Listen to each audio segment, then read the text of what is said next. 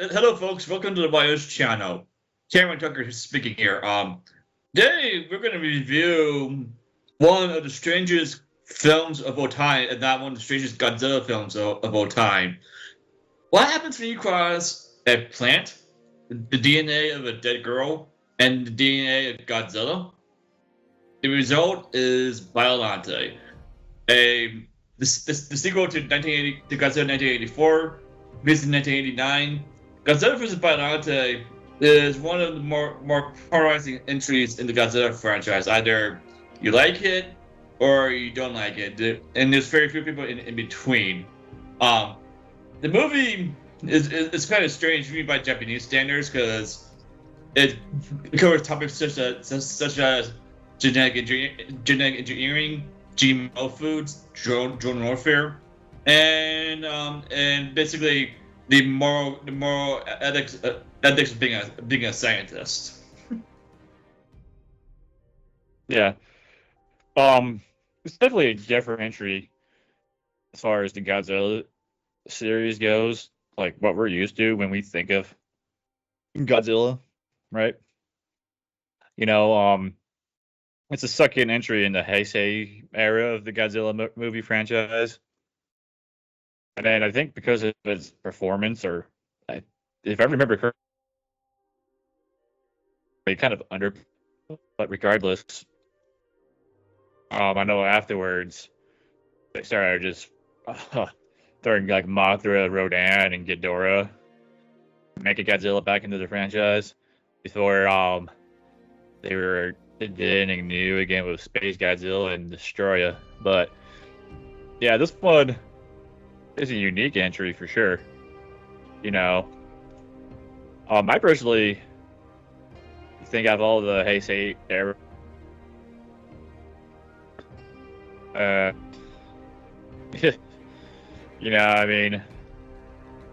I like the attempt, like the idea they were going for. Because in a lot of ways, the Biolante monster is just a metaphor, in the same way that Godzilla is a metaphor for like nuclear shit. Like all the stuff you were touching upon, it was unique. It just could have been executed a lot better. True. In fact, for its time, Godzilla vs Biollante was actually the most expensive live-action film produced in Japan at that time. I could be wrong about that. It was surpassed the record held by Kurosawa's film Ran from 1985. But basically, the reason Godzilla vs Biollante was so expensive for Toho Studios is they tried using some different special effects to bring the creatures alive. For the second time in a Godzilla feature, they used a robot for certain close-ups of Godzilla's head. Head means like looking around, bringing fire, and all that sort of thing. Because if you remember in Godzilla 1984, they used like a robot for like the chest up for certain close-up scenes in that movie, but to make it more effective, they use a close-up from the neck up, and Godzilla's like looking around, bringing fire. And then Biolante's final form there's actually no person in a rubber suit. It's actually mostly puppet work, like puppet work. When out of frame, there's usually a bunch of people holding piano writers moving the creature around, which was actually a revolutionary attempt for a kaiju film at the time.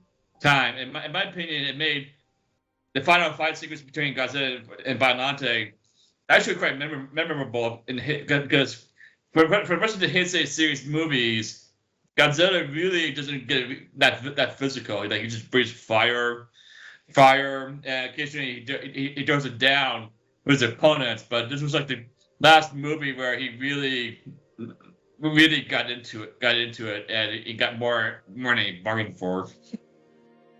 Yeah.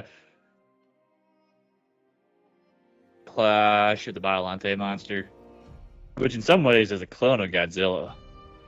Because there's Godzilla DNA in that fucking thing. And there's payoff later on in the franchise of that.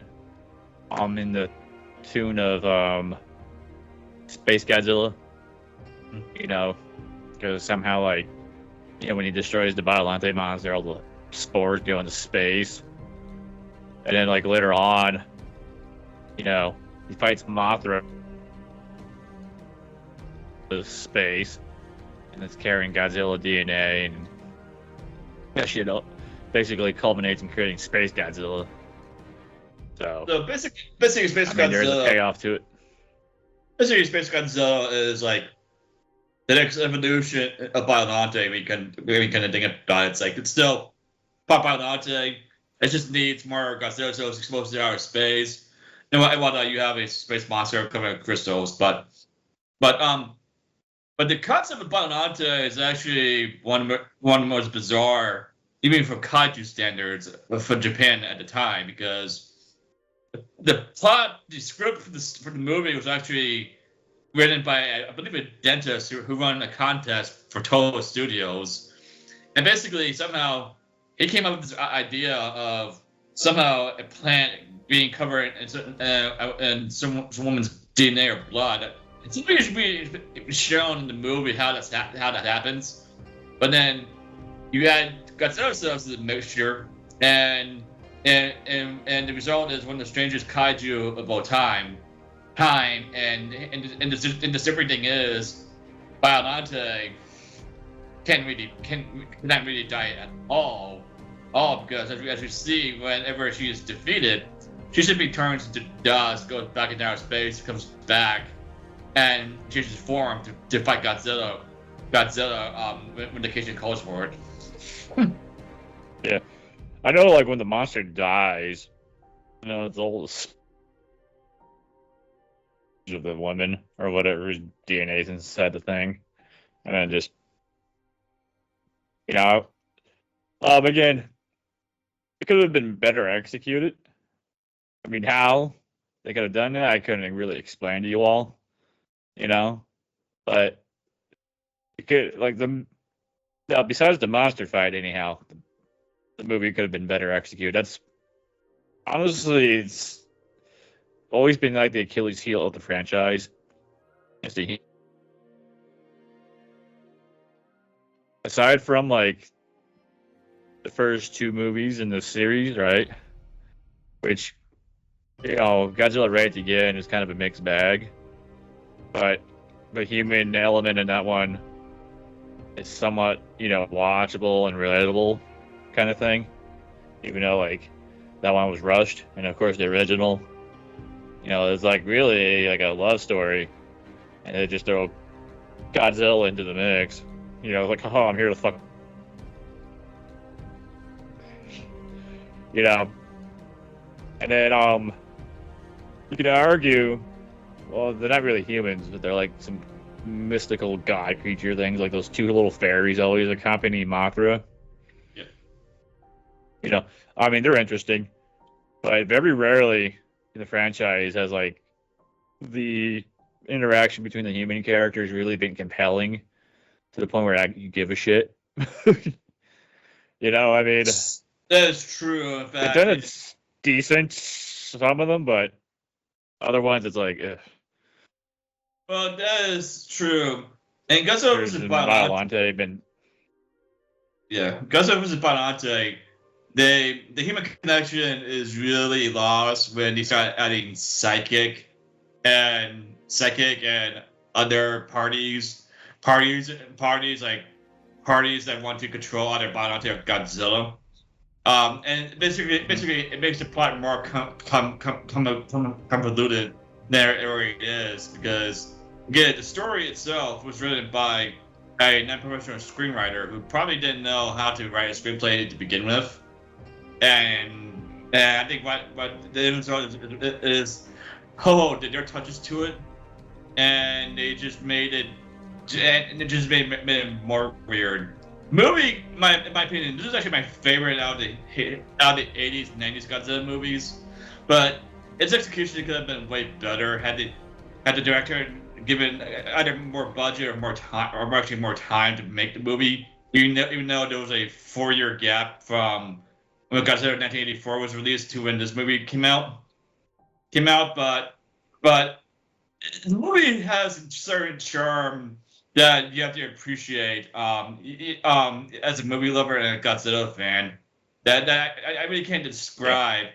Just describe. In fact, the movie is still popular to this day. That the Criterion Collection is releasing a 4K Ultra HD Blu-ray of the movie in March. Yeah, I mean it's not the worst Godzilla movie. It's just definitely had the It's not the worst, but time. Yeah. Like for its time, like it had a lot of more of the original. It had some of the most original ideas, at the since the show era for sure. And even the show era, near the end was just recycling itself, the same, reused concepts. But Here's the again, thing. the execution. Go on. And again, I'm just saying, like the execution could have been better, The idea, especially for the time it came out, was fresh, But it sits in the middle as the middle entry of the franchise, as I like to call it. I'll say this: even though Godzilla vs Biollante didn't do well in the Japanese box office, they went ahead and made another sequel 2 years later called Godzilla vs King Ghidorah, which, in my opinion, that's when the Heisei series started to become really cheap and stale in terms of special effects and fight choreography between the monsters. Because in Godzilla vs Biollante, they just tried to make the fights engaging. Yeah. Biolante's first form is a giant flower. With Godzilla vs King Ghidorah, this is basically they started doing the basic standard man suit combat moves, which in my opinion cheapened the franchise from that point on until Toho Studios revitalized their brand, not the current Legendary Studios brand, but when they revived the franchise of Shin Godzilla, because there's a certain joke about Godzilla fans that Heisei series is basically called Beam Wars, and it's kind of true because most of the fights in those movies is basically Godzilla and the opponent firing laser beams or whatever, and trying to dodge them. Well, I'll be blunt. Well, the more as you say that, the more I sit here and think about it, the more true that statement is. Yeah. But I don't know. The Heisei series has, besides the show era, if you had to rank the periods of Godzilla movies, the Heisei series, I think, even though they kind of just rebooted all the main monsters, Ghidorah, Mothra, Mechagodzilla, Rodan, I think it was the most solid era of the franchise up to that point. Because right around in the show era, where they had the first fight with King Ghidorah, that's when the franchise took a weird turn. Because before that point, Godzilla was meant to be taken seriously as a threat. And then that's when they started making him like a fucking Saturday morning cartoon type character who fights for truth and justice, and they got goofy. Well, so Dick's tag there.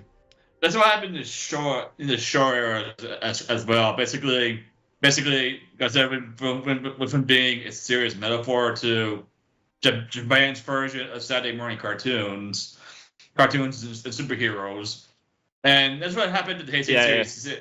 Heisei series as well. Like first 2 entries, solid metaphor about the dangers of nuclear warfare, bioengineering, you name it, and then third one actually has a meaning to it. It's basically, and even though the movie has not aged well, basically in King Ghidorah, was basically a metaphor about Japan's economic bubble at the time. time and their belief they're going to be the number one country in the world, which Yeah. Well. no, But no, that yeah. honor. Well, that's That distinction's gonna go to China soon, but basically that movie has not aged well, especially with the scene Godzilla as a dancer stomps American soldiers to the ground. Okay. Like I think honestly, this is why we devalue our currency to fuck with China's economy, Japan's economy, was because of that movie. Like, oh, you take our soldiers being killed by a dancer, but we just ruin your economy. Yeah. Like, do we have to drop a third bomb for you fuckers to get the point? I think But anyhow. I think the economic damage that Japan faced in the 90s, but more than makes up for a bomb drop. You ask me. Yeah. Well, anyhow, here at the YS channel, we don't support bomb drops, especially the nuclear type. Yes. Okay. So don't take that one serious, people.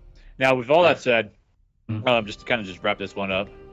Yeah, the Heisei series, Godzilla becomes like Japan's protector kind of thing.